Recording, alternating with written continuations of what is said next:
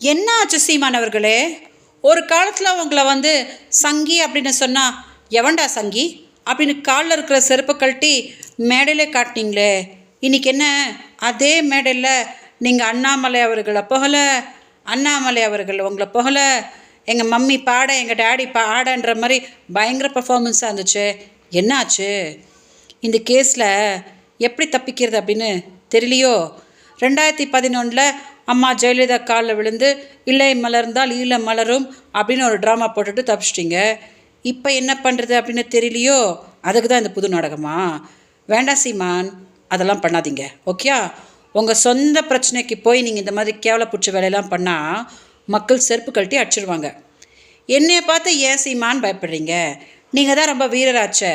நீங்கள் தானே சொன்னீங்க அவங்கள நேருக்கு நேர் உட்கார வைங்க, நான் சால்வ் பண்ணிடுறேன் அப்படின்னு சொன்னீங்களே. தைரியமாக கொஞ்சம் பெங்களூர் கிளம்பி வாங்க சீமான். என்கிட்டேருந்து ஓடி ஓடி ஓடி ஓடி எத்தனை நாள் ஓட போகிறீங்க? யார் சீமான் உங்களை காப்பாற்ற போகிறாங்க? பெங்களூருக்கு உங்கள் பொண்டாட்டி, உங்கள் கட்சி, உங்கள் வழக்கறிஞர் அப்படின்னு ஊரில் யாரெல்லாம் இருக்காங்களோ எல்லாரையும் கூட்டிகிட்டு வாங்க. நேருக்கு நேர் உட்காந்து இந்த 14 வருஷம் பிரச்சனையை என்னன்னு பேசி தீர்ப்போம். நான் என்ன பிரச்சனை பண்ணியிருக்கேன் அப்படின்னு நீங்கள் என்கிட்ட சொல்லுங்கள். நீங்கள் எனக்கு என்ன பிரச்சனை பண்ணிகிட்ருக்கீங்க அப்படின்னு நான் உங்கள் பொண்டாட்டி கைல்வெளிக்கிட்ட சொல்கிறேன். சால்வ் பண்ணிக்கலாம், அவ்வளோதானே.